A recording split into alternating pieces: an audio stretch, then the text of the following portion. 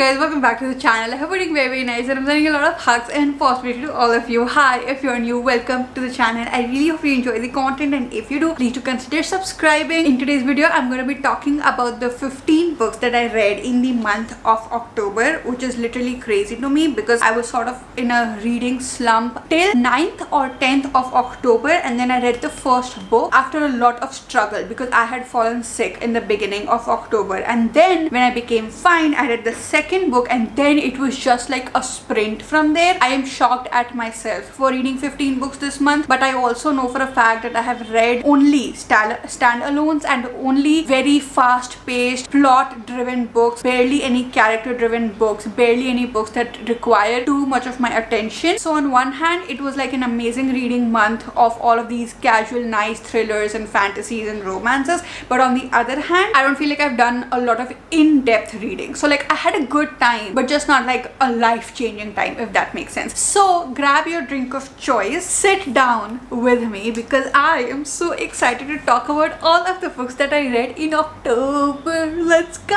I think I'm gonna hug them like this today, you know. I feel like doing that. The first book that I read in the month of October was The Little Bookshop of Lonely Hearts by Anne Darling, which is literally the most adorable book ever. I tried to read 2 books before this book and I was not able to get through any of them, but also those were very highly anticipated reads for me, and I feel like I was putting a lot of pressure on those books to sort of make me feel good and things like that. But at the same time, I was sick and I did not have the attention span that those books required, so then I just went to my bookshelf and I chose a book at random. This one was also in the TBR, the books that I want to read before 2023 ends. So I was like, you know what, I'm just gonna pick it up. Let's just see what it is like. And it turned out to be such an adorable and cute book, but more than that, the vibes were so good. It does feel like I read this book like years ago at this point because I do not remember the beginning of October at all, but I always remember the vibes of this book. The main female character of this book is so adorable. You could see her inner thoughts, that she is doubting herself here and there, but you could also see her determination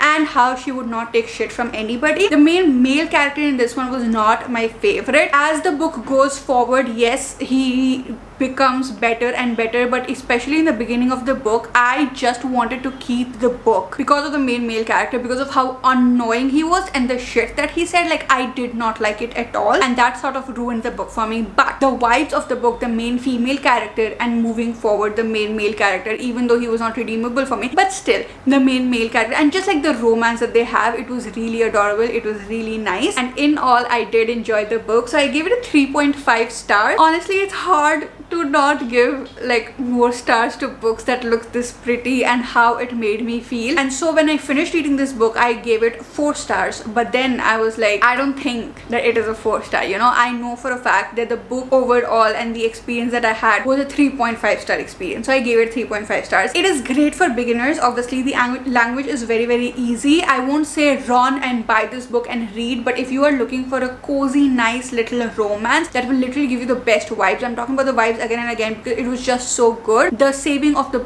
I did not tell you what the book is about. It's a story of Posey, who inherits a bookshop, a dying bookshop, and now she is trying to revive it because this bookshop is everything to her. The bookshop vibes, the cleaning, the dusting, the reorganizing, and the ideas that Posey has to revive the bookshop. It's all so nice. I love the name, The Little Bookshop of Lonely Hearts, and in all, I love this book. A 3.5 stars. Next up, because I was feeling like I'm in a slump, I went to the one author that I know will not disappoint me. Now you must be thinking it's Taylor Jenkins Reid, but it's not Taylor Jenkins Reid, because every time I say this, I usually pick up a book by Taylor Jenkins Reid. But the other author that I know who writes these fast-paced, amazing rom-coms is Ali Hazelwood. And so I read Love on the Brain by Ali Hazelwood. For multiple reasons, this turned out to be an amazing book that I think got me out of the slump. Number one, I had recently gotten it. I think I read it the day I opened it, or a couple of days later. So the whole feeling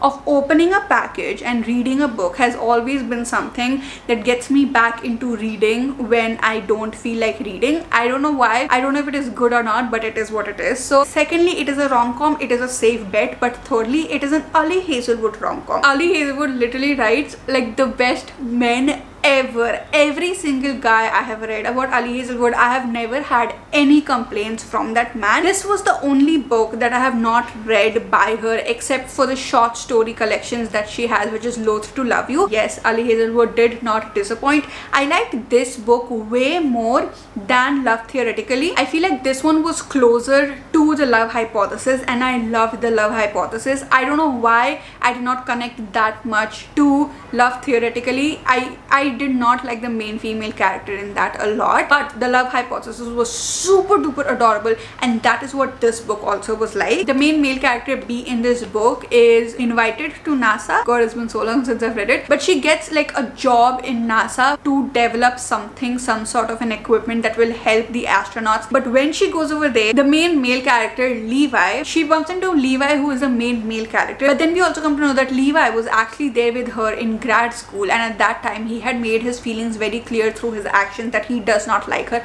according to B. And now they have to cross paths again. I have the same problem that I have with the other two books with this also, which is the main female character. The main female character in each book usually has some sort of an insecurity, which I love, because the insecurity that Olive had in the Love Hypothesis, it was so relatable for me. And so if she has an insecurity, I get it, okay, I totally get it. But what I don't like, which happens in all of the books, is that the guy is literally the best guy in the entire world. The guy is literally doing everything he can to show how much he loves her. He is so good with communication. He will be good with his gestures. He will help her as much as possible. And for some reason, the main female character is constantly like, oh no, that is not possible. Oh, there is no way he likes me. I'm like, open your eyes. He is saying that he likes you, then what is the problem? Like, that was so irritating. In this book especially, it was like the highest, that quotient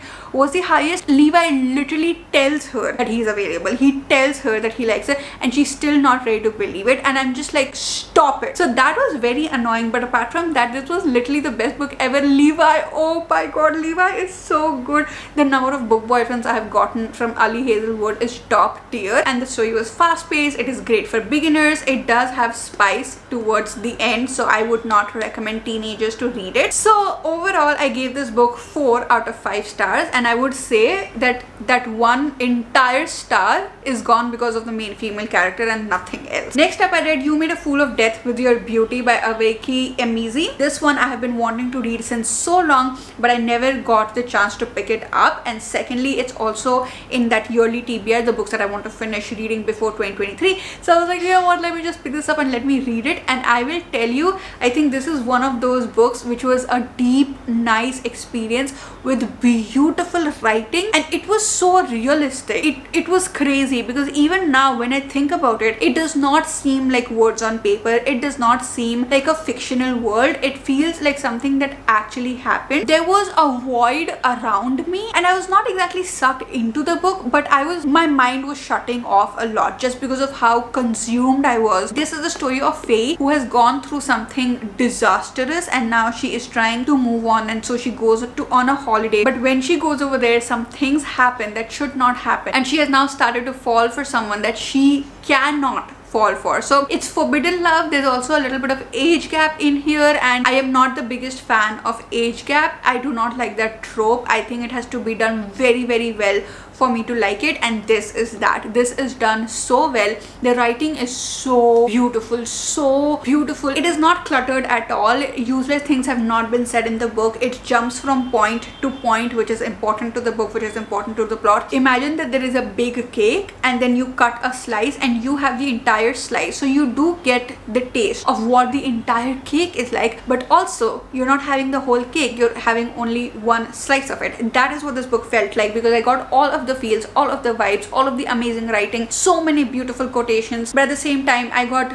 this slice of Faye's life, and it was beautiful. I love Faye's character so much, so unapologetic. She seems like a wild, brave woman, and I love that vibe so much. I will suggest you to read the trigger warnings before you get into this book, but if you are okay with the triggers, I think this is a must read. I gave it a 4.5 stars. Next up came the thriller vlog, and I was so excited about it because I think thrillers are the best books to read when you feel like you are in a slum. The first book I read was 5 Survive by Holly Jackson. I will link the thriller vlog, by the way, in the description if you want to go and check it out, and if you want to see all of the reactions that I had while reading the book. This one is the story of 6 friends who are traveling in an RV, and they're going from one point to the other, but for some reason the RV breaks down and all of them are stuck in one place, only to find out that there is a sniper in that area and he's actually aiming to kill these people. It takes place over the period of one night itself, and so I read it in one sitting itself, and I did enjoy the book a lot.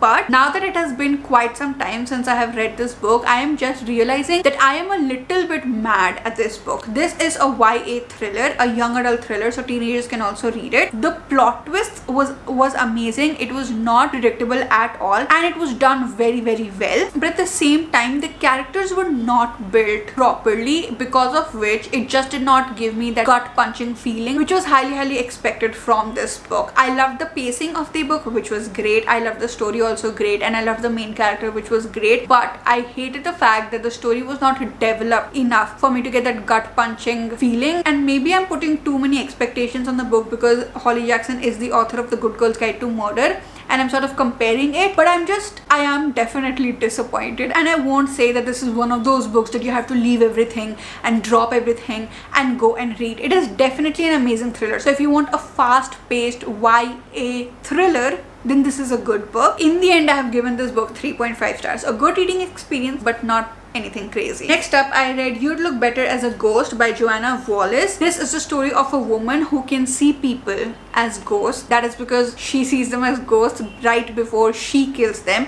So it is the story of this serial killer. We get to see her past also. We get to see how everything started for her, but the main plot of the book is that her father just died and she's going through a hard time, and then she gets a mail which is very disappointing for her. So what she does is that she follows the person who has sent the mail. The person thinks that it's a chance meeting, but it is not, and she kills him, and usually she just moves on after that. But this one time she has found herself in a pickle, and now she has to get out of all of the shit that she has unraveled because she killed this one particular man. Once again, I was a little bit disappointed with this book after all of these days that have passed. When I look back at the experience while I was reading the book, I loved the past part so much. I really wish more of that it was there. I really wish more of the character itself was there, or the character was like not the main thing and a lot of plot was there. Either one of those things. I felt so unsatisfied after reading this book, and every time I think about it, even now, I feel so dissatisfied. I did love the plot twist though. I did not see that coming at all, number one, and number two,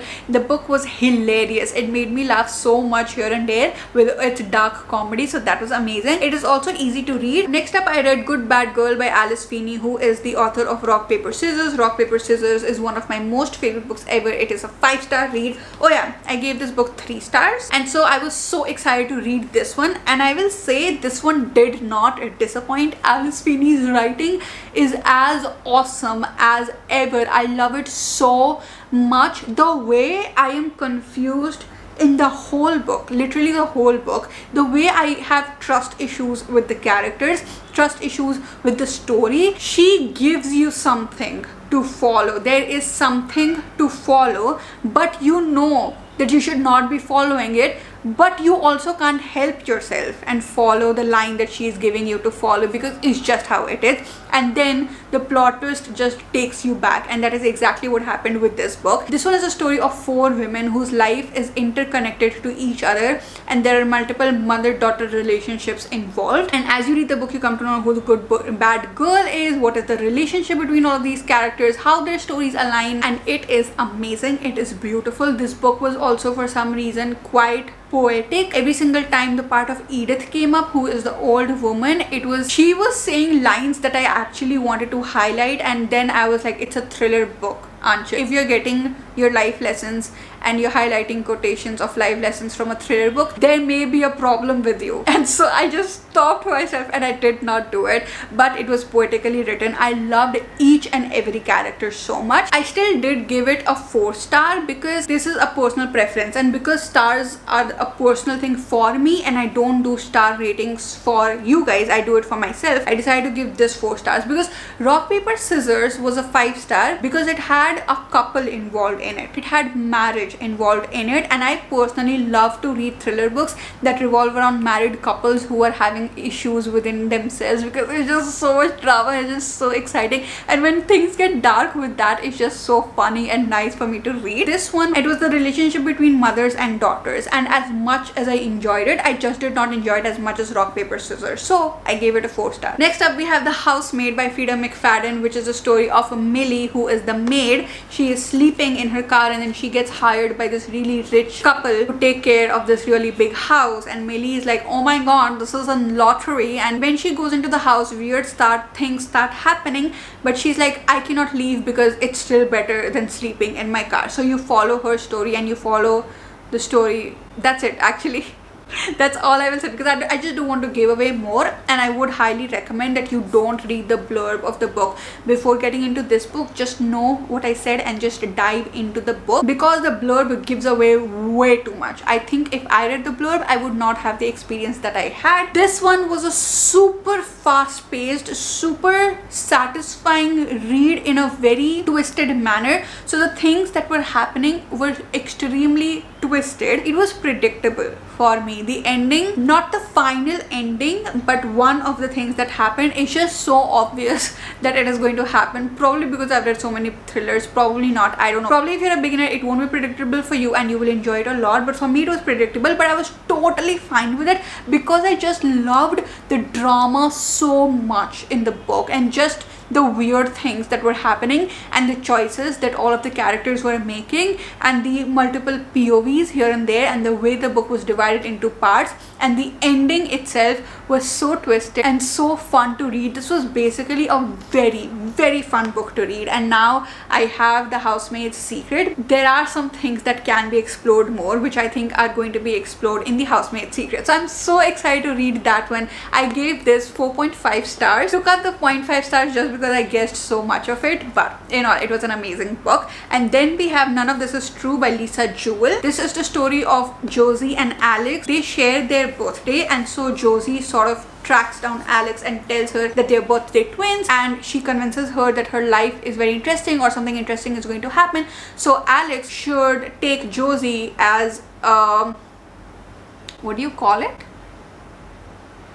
Not contestant, as a guest on her podcast. Alex does not want to do it, but she also does not have any option because Josie is quite persuasive. And then you see what happens after that. As you read, there's also a Netflix show that takes place years ahead, which is Hi, I'm your birthday twin. So you get to see the future also, and you get to see the past also, and you get to see the present timeline also, and somehow it is not confusing at all. So I loved the writing so much. It was also not predictable at all. The ending was amazing. I still did not give it a 5-star, and the only reason is because there's like mention of SA, especially child abuse, and I am not a fan of that. I first of all don't read books with SA in it, but if I'm reading a thriller, I know that a lot of dark things are gonna happen. But I have read 3 of Lisa Jewell books till now, and all 3 books have this sort of like mention of these things, and I don't like it. I really don't. In the first book when I read The Family Upstairs, it was fine because it was twisted and dark, and I actually genuinely enjoyed The Family Upstairs so much. And then we have And Then She Was Gone, which I also enjoyed so much, even though it left me feeling so dark. But I loved the writing style, I loved what happened, and I loved this book too. But the mention of this particular thing, I'm like, why is it there in every book? I am not the biggest fan of it. I don't want that every time I go into a Lisa Jewell book, I have to read it. I don't want to be prepared for it. I want something else. So I did not enjoy that part, which is why I have given this book 4 stars. Next up, I read one of the best reads of October for me. Finally, I had a 5-star. Like finally, I had a 5-star. Finally, I had a book that has satisfied me on all levels, and that book is Wrong Place, Wrong Time by Gillian McAllister. This is the story of a son who kills someone for no reason, and the mother is standing at the window and she sees everything happen in front of her, and she does everything she can to stop it, but she's not able to. And now she travels back in time to prevent a death that has already taken place, and you get to see what actually happens with all of those things. That is all I can tell you, but the book is so much more. I wish I could tell you all of the things and all of the genres or the tropes that you can expect from this book, because it would be so amazing, and I want you guys to know more, so you do pick this book up. But also I did talk to one of you guys on Instagram who was also reading this book, and when she went towards the end of the book and she read everything, she was like, oh my god, I did not expect that, and that was literally the best thing ever. And I was like, I know, right? There is nothing better than this. I will say it was about to be a 6-star read for me, but it is not. It is definitely a 5-star read. 6-star reads are just way too special books. It has a lot of mundane things going on, the day-to-day things going on. There's a lot of talk of a relationship between a mother and a son, of motherhood, of parenthood, the expectations of a society, or the expectations of the mother from herself. Then there are so many other things that are going on in the book that it is not a thriller. I am now at a point where I will hear nothing bad about this book, even though it is not as fast-paced, even though it is not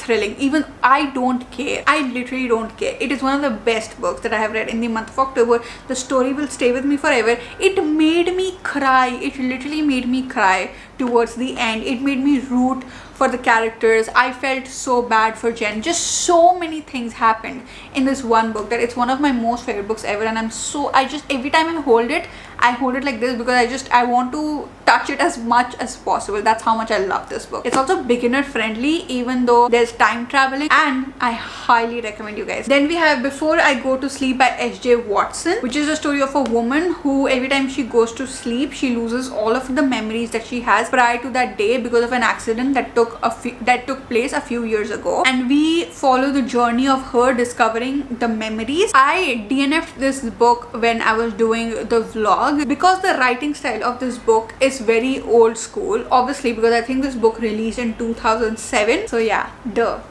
writing will be old school, and I was just not in the mood to read this old school writing style. But then that does not mean that the writing style is not good. I was just not in the mood for it. Also, I think that it was a little bit repetitive because the main character keeps losing her memory, so whenever she's recalling everything, you are also recalling everything, and it's just a little bit repetitive, and that gets a little bit irritating. But apart from all of that, the ending was amazing, literally amazing. I loved the plot twist so much. I think it was the crime thriller of the year for some year, probably 2007 itself, and I think it is totally worth it. Super duper easy to read, great for beginners, and I do wish that I was able to record my reactions for this also, but I was just like so done with thrillers at that point. I gave it 4 stars. After that, I came to a place where I was so done with thrillers, and I was so done with dark books and twisted things and being at the edge of my seat and just not knowing what is going to come. I literally just wanted comfort and coziness. Also, it was October end. I think like these are the last few books that I have read, and it is getting a little bit chilly and the days have become shorter. I was just getting these winter amazing vibes, so I decided to read some really cozy and comforting books. The first book I read in that was My Roommate is a Vampire by Jenna Lavine. Oh my god, I was just like looking at the cover and thinking about the book. I'm just like, oh, it was so cute. It was so cute, so cute. This is the story of Cassie, who again is, I don't know why the main characters are always going through like this really tough time in a rom-com. Like they have hit rock bottom and everything builds up from there, but that is what it is. So Cassie also has hit rock bottom, and now she needs to find a flat that is not very expensive, and that is when she sees an ad, and the owner of the house and her roommate is Frederick, who is the vampire. His name is Frederick J. Fitzwilliam. Oh my god. So initially she does not know that he's a vampire, but then slowly and slowly she gets to discover that he's a vampire, and it's the most adorable book ever. I love this book so much. There were just like these little parts here and there which was genuinely funny. In a rom-com, which is a romantic comedy, a lot of times the com is not there only. The comedy is not there. I am not laughing, you know. But for this one, I was. Frederick, who is a vampire, was literally boyfriend material. All the images of the vampires that I have in my mind, they're also sulky and they're also and like broody and all of those things.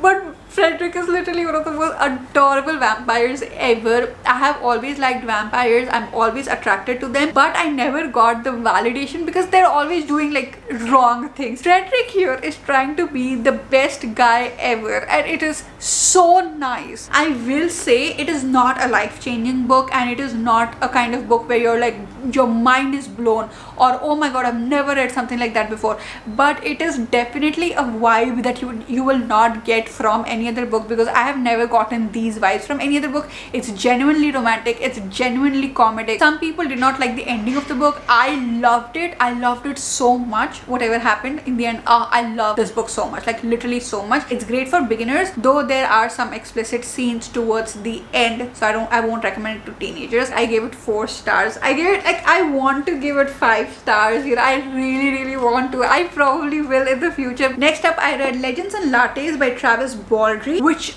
oh my god, yet again, oh my god, that reading vlog is so good because I had the best time in that vlog, literally. This is a story of Viv, who used to be this person who was into violent stuff and she used to kill people, blah blah, but now she has chosen the life of calmness and peace, and she wants her roots, and so she goes to a city that does not know what coffee is, what a cafe is, and she opens up a cafe over there, and the cafe's name is Legends and Lattes. This is a cozy fantasy, and it is so cozy. The feelings I got when I was reading the books, a few tears here and there, not in the sad or even like in the happy way, just the way it made me feel, just people coming together with each other, the way they talk to each other, the things that were happening in the book. But more than everything, these new items getting added into the cafe menu, the discovery of what coffee is like for new people, how Viv looks at coffee, and the reason she's decided to open a coffee shop in a place that does not know what coffee is. All of those things, the aroma of coffee, every single time these people talked about coffee, the way it calms them, things like that. I was like, yes. It feels like a love letter to coffee and cafe, and it was just so good, super duper easy to read. Please read it. The second part of it is coming out, Bookshops and Bone Dust, and I am dying, like literally dying to read that book. I gave this book 5 stars. No, not a life-changing book, but it's too good. Next up, I read The Dead Romantics by Ashley Poston. This is the story of Florence, who is a ghostwriter, and she is gone for a job, and there is a new editor in the job, and they talk to each other, and Ben, who is the editor, is like so hot, blah blah. Okay, fine. They just talk, and then she's out of there, and then something really horrible happens, because of which she goes to her hometown, and over there she sees the ghost of the said editor, who is Ben, and she is shocked as to why she's seeing his ghost. Even I was shocked when I was like, why is she seeing his ghost? But yeah, Florence can see ghosts since she was a child, and that is like the fantasy part of this book, and you get to see after that what happens. I won't say that this book is romance, even though it says romantics in the title itself, though whatever romance was there was so nice, so warm, so cozy, so nice. I love the book so much, but I think it is more about dealing with grief and with loss. Overall, this book gave me strong. There was this movie that I watched when I was a child, and it is my comfort movie, and I always watch it. Like every year I watch it at least once. Great, I forgot the name of the book. Movie. It's something heaven. I just pop up the picture over here. You guys can see it, but I love that movie so much, and that is the vibe that this book gave me. And the teenager in me was happy. The adult in me was happy. I was so happy reading this book. It did drag out in the middle, which I did not like. It's just again and again the same thing, and I don't like it when it came to the informational part of it. But when it came to the feelings, it was so nicely written. It took you deep into the feelings of what grief, love, everything looks like. The main character Florence, I love her so much. I love Ben so much. It was overall an amazing book. It was just a little bit dragged out, so I gave it 4 stars. Next up, we have The Graveyard Book by Neil Gaiman, which again was so adorable. Oh my god, I need to read more Neil Gaiman books because the fantasy of this book and the entire world was so good.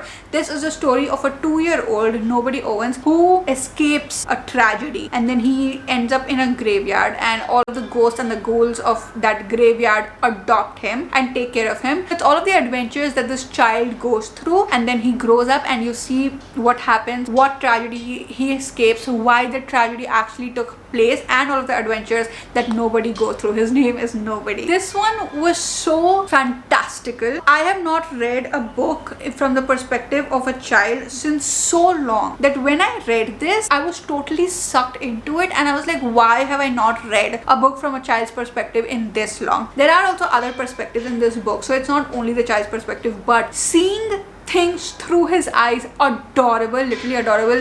The ghosts, when they take care of the child, adorable. The way the child feels about those ghosts and the things he does, adorable. Everything was so adorable. Another amazing, cozy, comforting. Dark things do happen in it, but it's a very cozy book, so it's not like that dark. And just steal your heart sort of a book. I gave this book 4 stars. I gave it 4 stars because I do think personally that there were some things which I think could have been explained more. For example, Guardian of Nobody was such an amazing character. I really wish we could explore him way more, because I think that character is so interesting. Like, I wish there was literally another book on this character, the Guardian Silas. I love the character so much, and I think that is the only reason why I'm giving this book 4 stars, because it did not explore Silas so much. I loved Silas. And in the end, we have Assistant to the Villain by Hannah Nicole Mairer. This is the story of yet again another woman who is hitting rock bottom, and then she's walking to a forest, and then she's dragged into this mess, and that's where she meets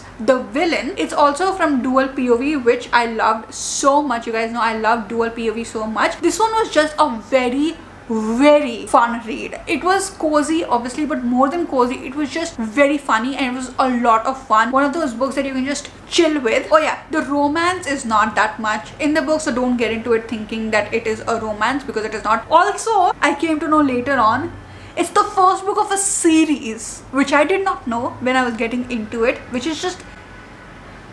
I gave this book 3.5 stars. And with that, we come towards the end of the video.